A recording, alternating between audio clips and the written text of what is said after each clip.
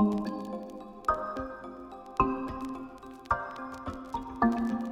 everyone, Assalamualaikum warahmatullahi wabarakatuh. Welcome back to my YouTube channel. Makasih yang udah follow dan nonton video aku kemarin. Aku makasih banyak sama teman-teman.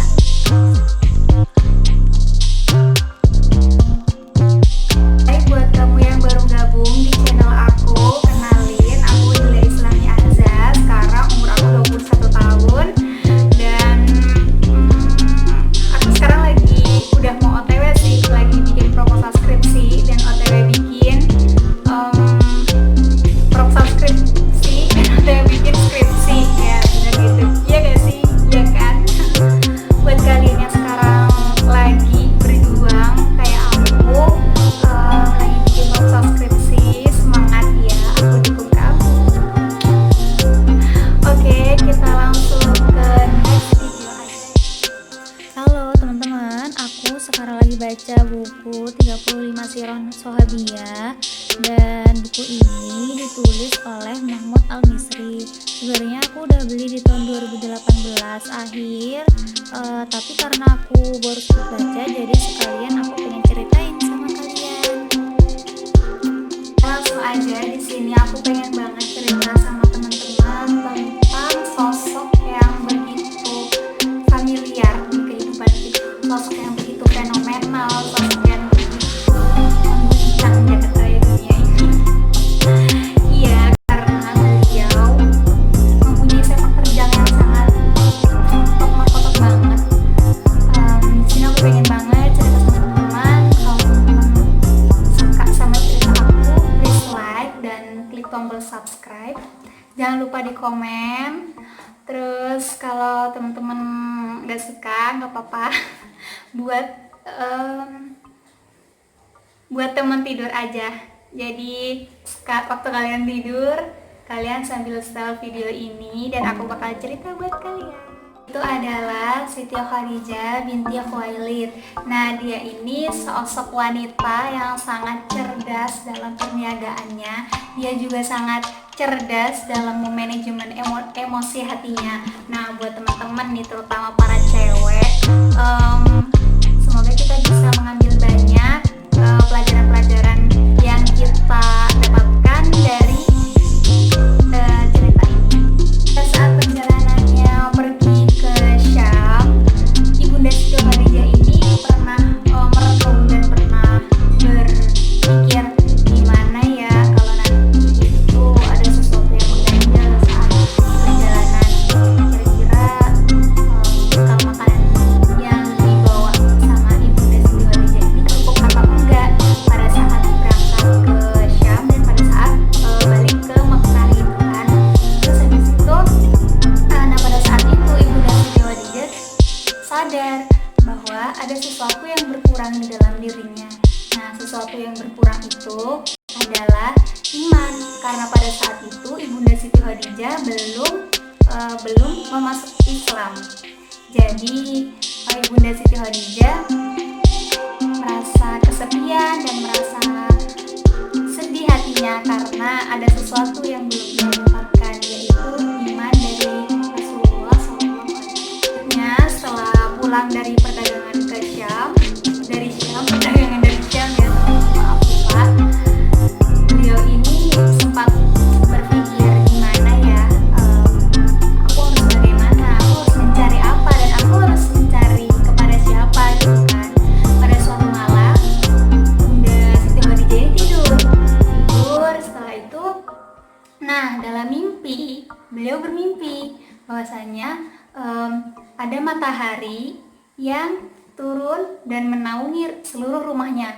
Sedangkan pada saat itu lampu itu masih belum ada kan, masih pencahayaannya itu masih menggunakan lilin, sehingga ya teman-teman tahu sendiri lah, cahaya lilin itu nggak terlalu menerangi semaksimal lampu gitu kan. Terus habis itu Ibunda Siti Khadijah kaget dong, kenapa kok mimpinya kayak gitu, aneh kan ya. Paginya beliau benar-benar terkejut gitu ya, benar-benar kaget, mimpi apa sih semalam, apa sih maknanya gitu kan. Akhirnya keesokan paginya Siti Khadijah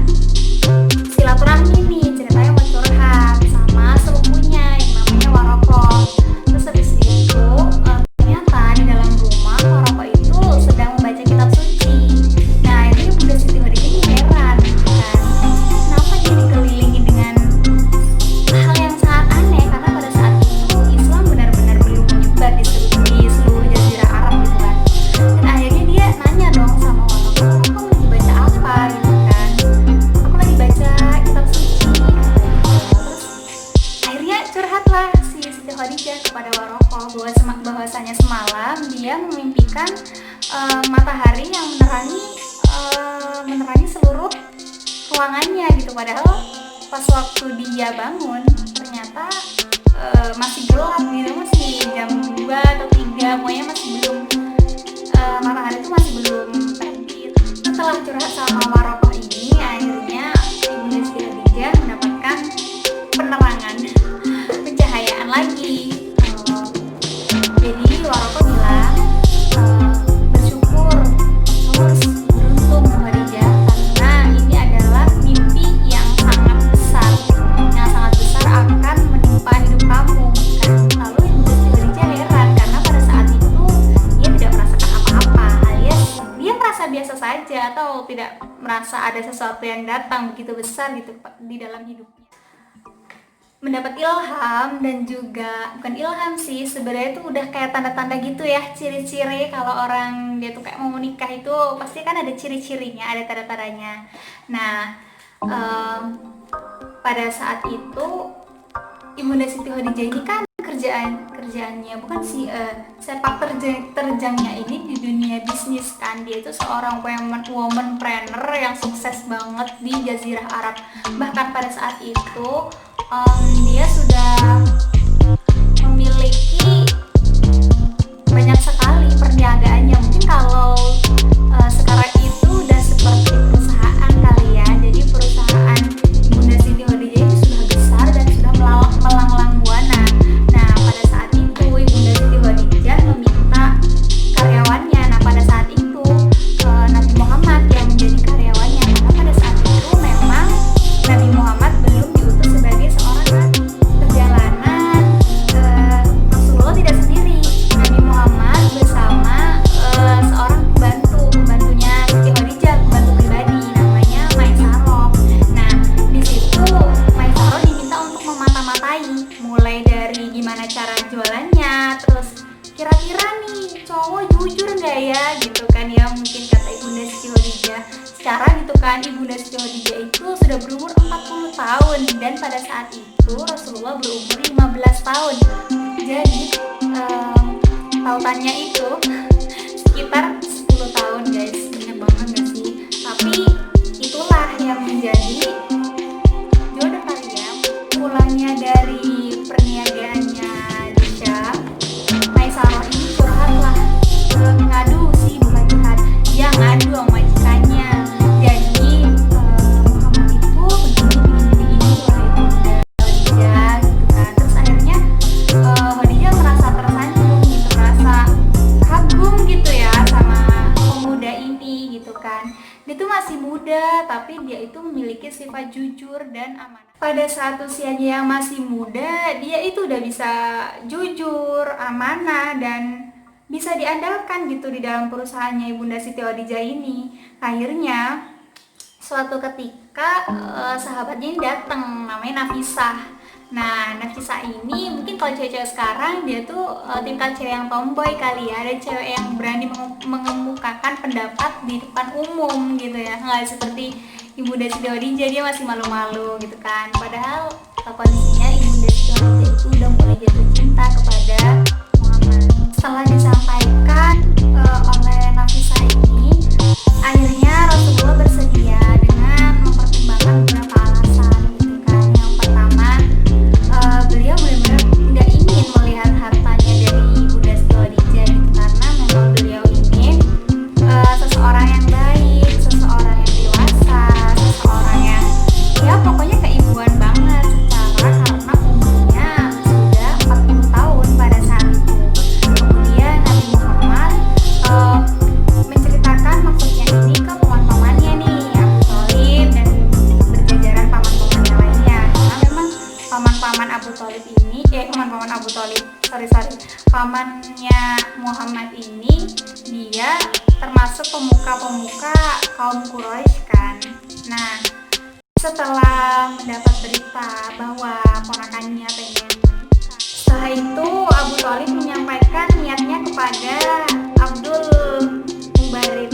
Nah, Abdul Mubarid ini adalah pamannya Ibunda Siti Khadijah, karena pada saat itu kedua mempelai calon mempelai gitu ya. Dia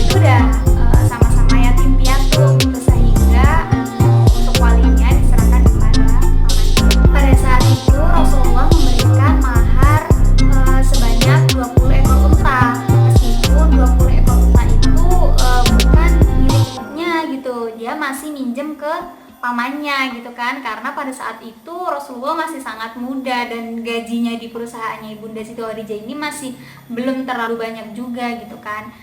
Nah, kalau 20 ekor unta itu setara dengan 12,5 ukiah. Nah, satu ukiahnya itu setara dengan 301 sekian gitu ya. Nanti aku tulis maharnya, detail maharnya di sini. Oke. Jadi pokoknya kalau dikalkulasiin itu rupiah, kalau dikalkulasiin rupiah ya, maaf teman-teman, itu tuh sekitar 158 juta rupiah pada saat itu. Bayangin aja, masya Allah banget. Kalau sekarang mah beli rumah nggak cukup kali ya, buat cicilan kayaknya. Jadi pada suatu hari Rasulullah pulang nih kembali ke rumahnya Khadijah. Dia dijatuh dari mana, dia dari luar, urusan biasa gitu ya, sibuk gitu kan.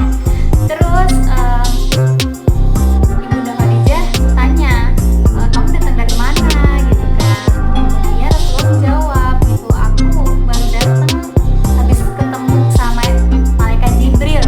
Terus kaget dong, siapa itu kan malaikat Jibril. Akhirnya Rasulullah bercerita panjang lebar siapakah sosok malaikat Jibril ini gitu kan, yang memberinya wahyu ya, yang memberinya wahyu untuk sholat dan untuk berwudu.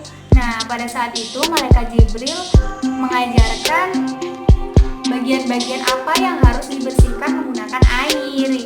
Nah, setelah itu Ibunda Siti Khadijah bertanya kan, misalnya kau mengajarkannya kepadaku, kata itu kan. Terus itu Rasulullah bersedia dengan senang hati. Akhirnya setelah belajar berwudu dan menunaikan sholat, kemudian salam, Ibunda Siti Khadijah langsung bersyahadat, asyhadu alla ilaha illallah wa asyhadu anna muhammadar rasulullah gitu. Terus iya, bagaimana gitu, bahagia banget aku aja yang baca cerita ini. Oh, masya Allah banget gitu kan ya. Bayangin kita tuh ngajak orang nggak semudah itu, dan kita tuh kalau ngajak orang benar-benar kita harus yakin dengan apa yang kita ajak gitu kan, dengan apa yang kita berikan kepada orang lain gitu, sehingga orang lain itu mau mengikuti kita gitu. Nah, begitu juga dengan Rasulullah. Itu benar-benar ya Allah, alhamdulillah gitu kan, istri aku udah masuk Islam gitu kan. Nah, pada saat itu Allah Subhanahu wa taala memberikan kepada Siti Khadijah yaitu keutamaan. Yang pertama adalah wanita yang dijamin untuk masuk surga. Wanita pertama, bayangin, wanita pertama yang dijamin masuk surga. Nah, aku nih, apalagi kita semua nih, wanita keberapa ya, nggak tahu lagi ya. Semoga aja kita bisa mencium dan memasuki surga Allah, amin. Itu Rasulullah diminta untuk, karena beliau orangnya itu memiliki gelar Al-Amin, sedangkan istrinya itu memiliki gelar At-Tahirah atau perempuan paling suci gitu kan.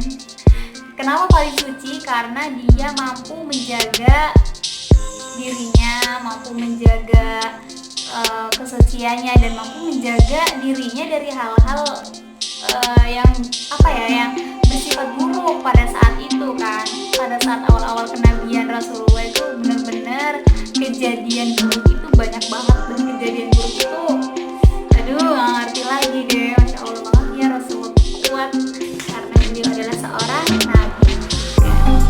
Nah, pada saat itu Ka'bah ini rusak gitu kan, ada sesuatu yang rusak karena habis kena angin atau kena banjir. Nah, pada saat itu para kabilah kaum Quraisy ini berdebat, bersengketa siapa yang harus menaruh Hajar Aswad di tempatnya gitu kan. Terus habis itu akhirnya ada seseorang yang mengusulkan kalau yang pertama kali masuk masjid ini aja, gimana? Dia orang yang meletakkan Hajar Aswad di tempatnya. Nah, pada saat itu yang datang ke dalam masjid adalah Nabi Muhammad SAW. Akhirnya karena memang beliau sudah mendapat kepercayaan Al-Amin gitu kan, mendapat kepercayaan dari para para masyarakat di Jazirah Arab ini. Akhirnya para kabilah yang awalnya bersikukuh untuk ya harusnya tuh kabilah aku karena kabilah aku tuh paling tinggi derajatnya, atau karena kabilah aku tuh paling terkemuka gitu di kaum Quraisy gitu kan. Nah pada akhirnya Rasulullah lah yang menaruh Hajar Aswad di tempatnya. Setelah Ibunda Siti Khadijah menikah dengan Rasulullah, kehidupannya itu benar-benar berubah drastis. Dari yang awalnya dia ada sesuatu yang mengganjal di dalam hatinya, ada sesuatu yang membuatnya kurang nyaman gitu hidup.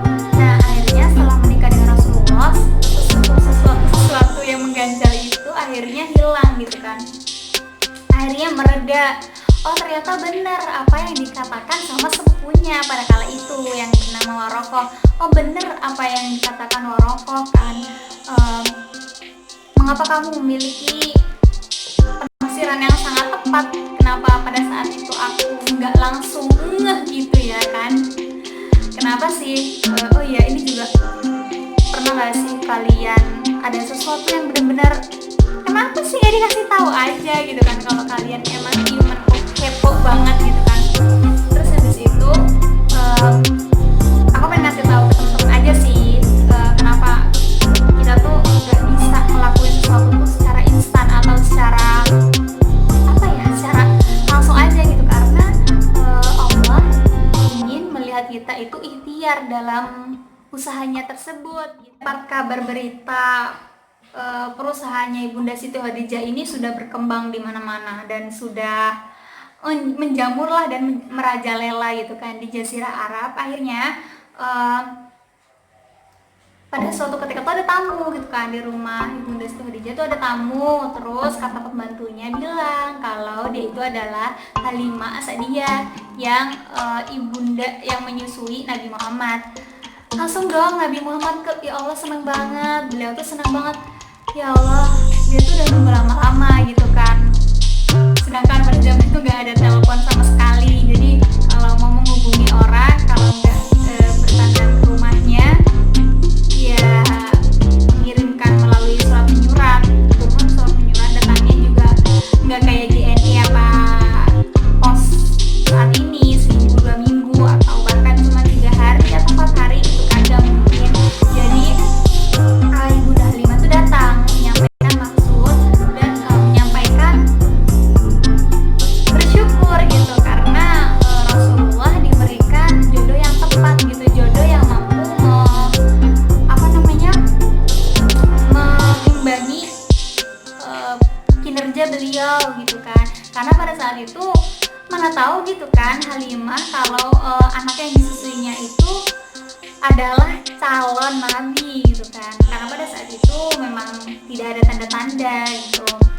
Terus Ibu Halimah ini bilang gitu kan kalau seumpamanya di daerah itu sedang kekeringan dan intinya dia meminta bantuan kepada Nabi Muhammad gitu. Nah pada saat itu Nabi Muhammad menyampaikan niat tersebut kepada Ibunda Siti Khadijah. Setelah mendengar cerita dari Nabi Muhammad ini, Ibunda Siti Khadijah terenyuh gitu kan. Sekarang Ibunda Siti Khadijah mampu menikmati ketenangan, mampu menikmati kenyamanan dalam hidup gitu kan, mampu berkumpul bersama anak-anaknya, bersama Hindun gitu kan, meskipun mendiang ayahnya Hindun ini sudah tenang gitu kan di alam. Setelah itu langsung Ibunda Siti Khadijah mengatakan kepada pembantunya, ambilkan 40 ekor kambing dan 1 unta kali gitu. Langsung di situ Ibunda Halimah menangis-nangis, bersyukur banget gitu ya. 40 kambing itu kan banyak banget. Akhirnya Ibunda Siti Khadijah pulang membawa 40 ekor kambing dan 1 ekor unta. Masya Allah banget ya teman-teman.